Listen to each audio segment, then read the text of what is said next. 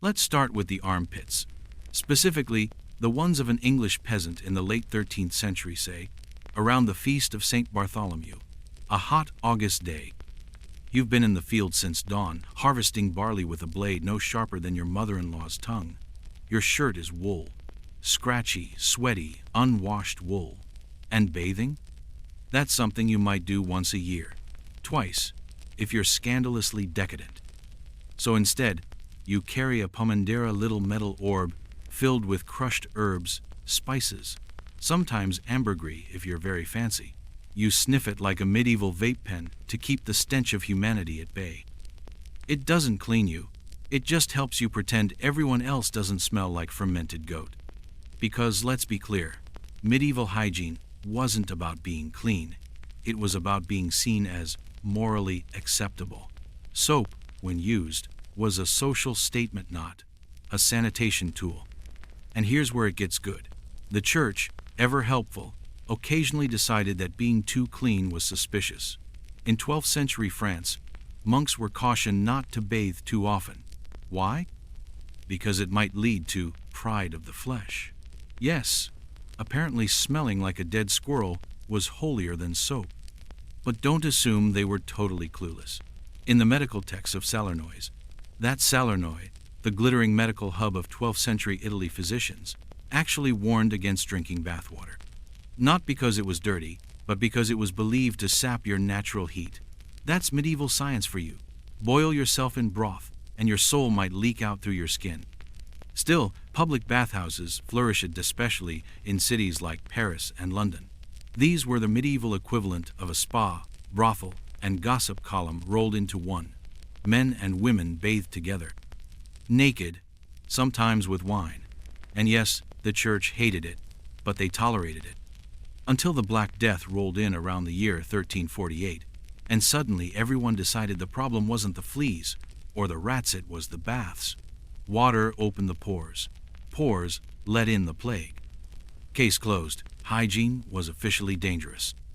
Let's talk about dental care, or what passed for it. Toothpicks were all the rage, often made of silver, ivory, or fancy woods if you had coin. The Regimen Sanitatis Salernitanum, a kind of medieval health and lifestyle blog in rhyming Latin, even recommended using a pick after every meal. That's right. A society that thought bathing was demonic still knew the dangers of post-feast spinach in the molars. But toothpaste? That was more artisanal.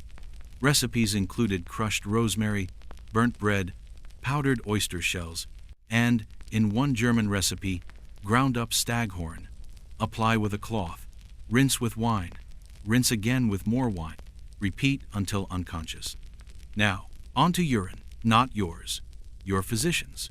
Because your doctor was legally obligated to look at your pee. In England, under a statute passed in the mid-14th century, university-trained physicians could diagnose almost any ailment by holding up a flask of urine to the light, like a medieval sommelier. Color, clarity, smell, even taste if they were bravier stupid. The urine wheel, a popular diagnostic chart, was a real thing. If your pee was greenish-black, congratulations. You're probably dead already. Hair removal? It's not just a modern obsession. Women in 14th century Venice were known to pluck their hairlines to create a higher forehead ideal beauty. Apparently, looked like you were halfway to male pattern baldness. As for armpits and legs, recipes survived for medieval depilatories that involved quicklime and arsenic. Yes, arsenic. The trick was not leaving it on long enough to burn a hole through your skin. There's a reason most of these beauty treatments were followed by instructions like, apply a healing ointment immediately. Speaking of ointments, here's a crowd pleaser, earwax. Do not let earwax accumulate, warned Bartholomeus Anglicus, a 13th century encyclopedist. He wasn't joking. He believed excessive wax could lead to stupidity. And the solution? A feather. Dip it in vinegar and poke it around your ear canal. Nothing says advanced medicine like swabbing your brainstem with bird anatomy. Let's go back to the feet. Because in medieval Europe, feet were both essential and repulsive. A German court record from 1471 includes a woman testifying that her husband's feet were so filthy she refused to share a bed with him. He responded by hurling a chamber pot at her. Marital hygiene disputes were legally actionable, but more often, the solution was shoe-spointy, ridiculous shoes. The longer the toe, the higher the status. But those shoes were often never cleaned, ever. One London coroner's report from 1378 describes a man tripping on his own poulains, those long, curved toe monstrosities, and falling into a gutter filled with swill. He drowned. Fashion kills, literally. Let's take a detour to monastic latrines. At Cluny Abbey in the 12th century, the monks had a communal toilet block that emptied into a stream. Sound modern? It wasn't. There was no privacy. Just rows of holes on a plank, shoulder to shoulder with your fellow celibates. Silence was enforced. But the smell? Oh, the smell was devoutly ignored. In fact, in some monasteries, the latrine was called the necessarium, as in, this is necessary. It's also how the black monks learned the hard way that plumbing without maintenance is just a slow-moving disaster. Which brings us, inevitably, to the hands. In theory, people were obsessed with clean hands. Manuals of court etiquette insisted nobles wash their hands before and after meal soften in rosewater, if you were feeling divine. But in practice, the same hands that carved meat, fondled bread, and scratched lice were also used to blow noses, pick teeth, and occasionally stab someone. Forks didn't exist in most parts of Europe until the 15th century, so that rich man breaking bread with one hand while wiping his face with the other, he's probably also using that same hand to pet his dog, slap his servant, and pinch his mistress. Menstruation. Let's just say, medieval women did something. We know they did. But specifics? That's the fun part. Cloth rags, certainly. But some texts hint at moss, wool, or even sponges soaked in vinegar. Some women wore special underwear linen drawers tied with strings. Others apparently let it flow and changed their clothes often. Public shame was standard. In England, a 1432 sermon refers to menstruating women as unclean vessels. Meanwhile, midwives had to calculate conception based on the color and smell of a woman's cycle, which was considered more accurate than the stars, or her own testimony. You want a clean shave? Forget razors. Try pumice stone, or even burnt walnut shells. In Bohemia, barbers doubled as surgeonships, the red and white pole. They'd bleed you, lance your boils, pull your teeth, and give you a trim. Hygiene and horror shared a toolkit. One Flemish record from 1390 describes a barber surgeon who used the same blade for shaving as for amputations. He reportedly wiped it well. Sanitation solved. Oh, and you know how castles had moats? Some of those moats were also sewage pits. The garderobia, fancy word for medieval toilet, emptied directly into the water below. The idea was that the running water would carry the filth away. It didn't. It just made the entire lower courtyard smell like a soup of human regret. At Rochester Castle, visitors complained the stink reached the chapel. God may be everywhere, but so was the smell of digested lentils. Now picture this. You're in the year 1352, a London street. It's raining, always is.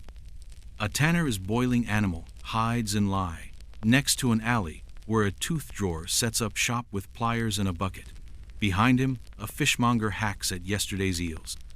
And into this symphony of stenches walks a city official, sniffing the air like a disappointed father.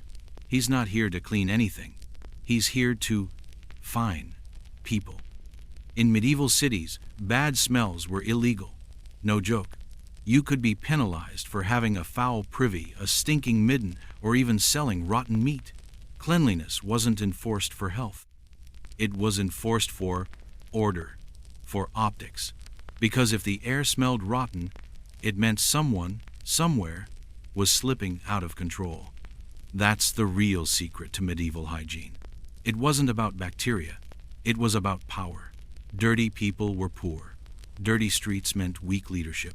Cleanliness was theater, ritual, a symbolic rejection of chaos. and chaos was the enemy of kings, priests, and landlords alike. So yes, they pickled their teeth with wine, cleaned their ears with feathers, and doused their sores in vinegar mixed with lead. They soaked their feet in piss, powdered their wigs with flour crawling with lice, and considered a monthly bath either luxurious or blasphemous depending on the bishop. But none of it was random. Every questionable practice, every filthy rag, every perfumed pomander, every communal bathhouse orgy turned penitential sermon was a performance of piety, of status, of control. And the next time someone tells you we're so much smarter now, that we understand hygiene and health and risk, remind them we just spent a global pandemic arguing about soap and masks and airborne particles. Because the line between science and superstition has always been a little grimy. And the smell of power still lingers. You ever smell boiling urine? Probably not. Lucky you. But in medieval England, especially around the dyeing districts of cities like York or Coventry, that was just part of the job. Cloth dyers used stale urine called lant as a key ingredient in setting color. It was rich in ammonia, excellent for cleaning grease out of wool, softening fibers, and burning a hole through your sense of dignity. They collected it from chamber pots, stored it in barrels, and let it rot into the chemical soup they needed. If your neighbor kept a barrel of piss fermenting behind his cottage, you didn't complain. You thanked him for supporting the economy. And speaking of chamber pots, they weren't just a convenience, they were a projectile. In London, civic records from the early 15th century show fines levied against residents for dumping the contents of their pots directly out the window, sometimes onto people. The ordinance was clear: no one shall cast filth or water from a window but carry it honestly to the gutter. Honestly.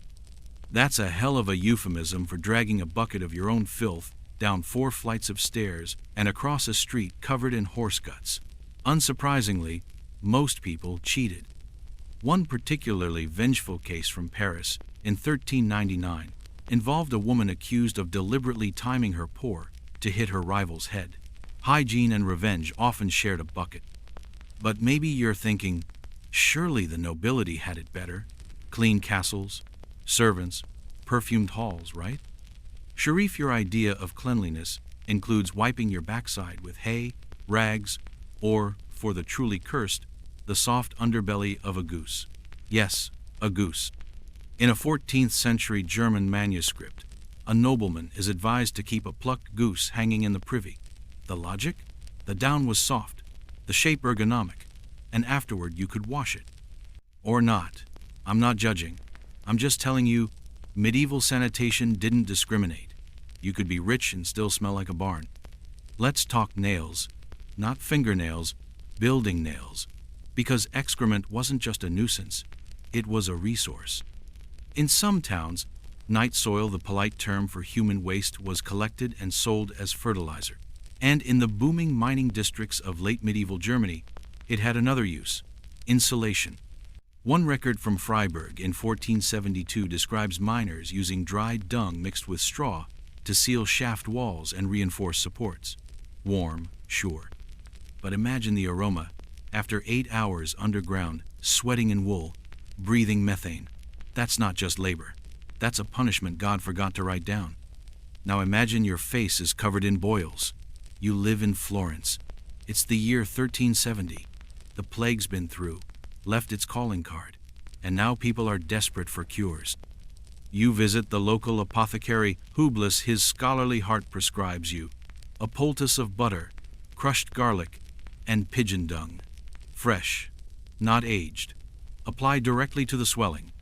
The warmth, they said, would draw out the poison. If it didn't, well, then clearly you'd sinned somewhere along the line. Hygiene wasn't just physical, it was theological. Bad smells meant corruption. Corruption meant sin, which meant God was angry, which meant, naturally, that your groin abscess was divine punishment. In a way, this makes sense. The medieval world had no germ theory, no bacteria, no Pasteur, no microscopes, no antiseptics, but they did have noses and instinct.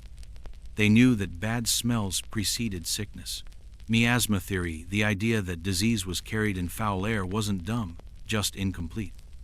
And so people burned incense, hung sweet-smelling herbs in doorways, doused their bedsheets in rosewater, carried pomanders stuffed with cloves and nutmeg. In London, spice merchants doubled as public health workers. Smell became a defense mechanism. If you walked into a house and gagged, you left. That was wisdom, survival. You don't need to name a microbe to know it's trying to kill you. But this brings us to a truly repulsive innovation: the curative enema, administered not just to the sick, but sometimes to the healthy, preventively. Monks, nobles, even children were flushed with concoctions of warm water, herbs, vinegar, oil, and in some cases, oxgall or diluted wine. The device? A sheep's bladder tied to a tube. Inserted, squeezed, repeat as needed. In one particularly brutal regimen recorded at the court of Charles V of France, royal physicians recommended an enema every week to balance the humors. That's the equivalent of giving your digestive tract a pressure wash, based on a theory involving invisible fluids and moon phases. And don't forget the barbers. These were not your friendly neighborhood stylists. They were the all-purpose flesh technicians of medieval urban life. Need a boil lanced, a tooth pulled, a limb sawed off? Barber. Want your tonsure shaved or your neck scraped before Sunday Mass? Barber. Want a leech applied behind your ear to lower your blood pressure? That's right, barber. And they didn't just work from shops, they had portable kits. One late 14th century toolkit, found in Lubeck, included razors, tweezers, scalpels, a cauterizing iron, and a small wooden mallet. For what? We don't ask. We assume the worst. Now, the teeth. Again, because medieval dental hygiene wasn't entirely non-existent, it was just cruel. Mouthwashes were made from vinegar, wine, and herbs. Some even used urine. Again, apparently, if something smells like it wants to kill you, medieval people thought it might also save you. Tooth decay was rampant. Sugar, though rare, wreaked havoc on the mouths of the rich. There's a post-mortem report on Queen Elizabeth of Hungary from the mid-13th century noting blackened teeth and corrupted breath.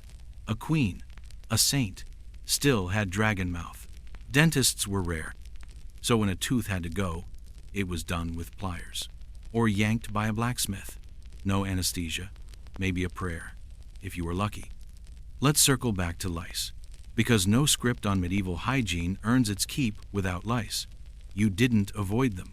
You lived with them. They were part of the outfit. You had a lice knife or a knit comb, and you used it the way we scroll phones, obsessively, habitually, socially. In taverns and churches, people would check each other's hair. Delousing was intimate, romantic even.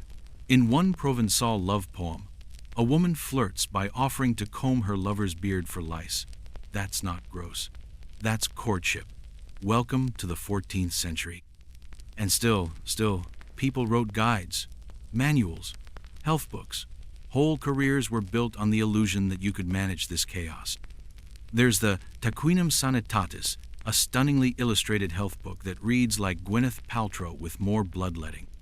It advised sleeping with your head elevated, avoiding baths after meals, and never drinking cold water when angry. That last one? Not bad advice. Still, the entire framework is built on the four humors: blood, phlegm, black bile, yellow bile. Balance them and you're healthy. Imbalance them, and you might die farting uncontrollably in front of your parish priest. And remember, even in death, hygiene mattered. When the plague hit hard, cities issued burial ordinances not out of pity, but panic. In Florence during the Black Death, corpses were buried in mass trenches with quicklime to stop the rot from bubbling up. But in places like Avignon, where Pope Clement VI ordered thousands of dead buried near the Rhone, the stench was so bad it seeped into the papal palace. He eventually consecrated the river to allow water burials. Imagine that, a pope so desperate to get rid of the dead, he declared an entire river holy enough to take the corpses. Because even in decay, Medieval people knew the body was political. Its cleanliness, its stink, its visibility all part of a larger story, the illusion of order, the theater of purity.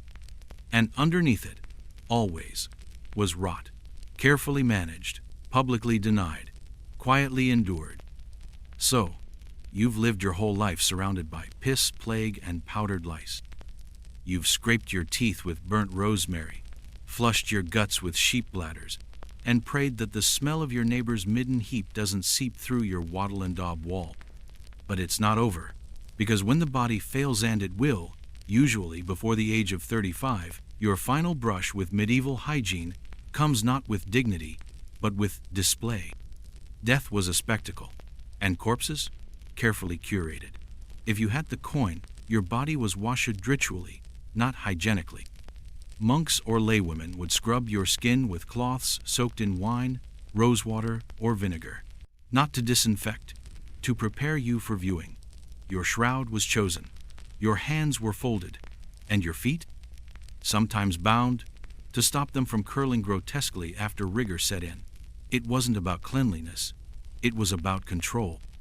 The same control the living had pretended to keep over their oozing, stinking, unruly meat sacks their entire lives. And sometimes they failed spectacularly. Take the corpse of Louis IX, St. Louis himself.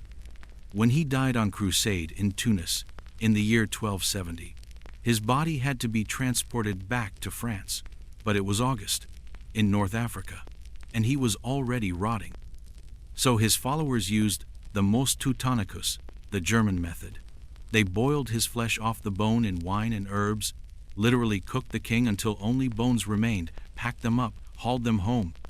Royal relics, ladled out like leftovers. And yet we call him a saint.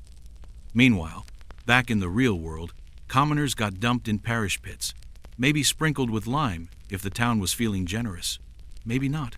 Rats didn't mind, and neither did the worms. Because that's the final truth medieval hygiene never forgot. In the end, everyone stinks. The rich, the holy, the damned, the clean, they all rot. And the earth takes back what the body tried so hard to cover up. But don't get sentimental.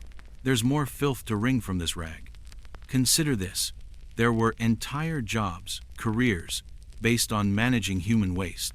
Gong farmers in England were paid to shovel out latrines, paid well, actually, because nobody else wanted to do it. The work was done at night, quietly, with long-handled shovels and noxious carts. In London's official records, you'll find them Thomas le Gongfermer, John Ate Shitte, William Duncart. These men knew more about the city's inner workings than the mayor, because they dealt with the real underworld, not crime, not sin, just shit. Every city had them, and yet they vanished from the record whenever the nobles wrote poems about chivalry. Or take the bathhouse attendants in 14th century Prague's not only to maintain the hot water and fetch clean linens, but to supervise for improper acts, because bathing had become a battleground. Clean the body, but do not enjoy it. Touch your skin, but do not revel in it. Sweat was suspicious. Pleasure, heretical. The Bishop of Winchester even licensed bathhouses as stews, a medieval euphemism for brothel stow, taxed them more heavily while pretending to regulate morality. There's nothing more medieval than pretending the problem is lust, while cashing in on the filth. Even the saints couldn't escape the dirt. St. Cuthbert of Lindisfarne, a Northumbrian miracle worker from the 7th century, was famous for his holiness and his extreme asceticism. How extreme? He refused to wash his feet unless commanded by Christ himself.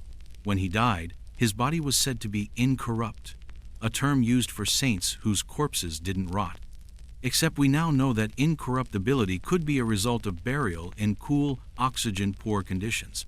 Or, more likely, it was just wishful thinking mixed with a nose full of incense. Even holiness, in the medieval world, was staged for the nose. But let's not scoff too hard, because medieval people cared about hygiene. They just defined it differently. Cleanliness wasn't sterilization, it was symbolic order. It was about staying in your lane spiritually, socially, physically. You didn't clean to kill germs. You cleaned to prove you weren't a beast, or a heretic, or poor. That's why entire books were written on how often you should change your shirt. Not because of disease, but because a smelly shirt meant you were lazy or worse, sexually suspect.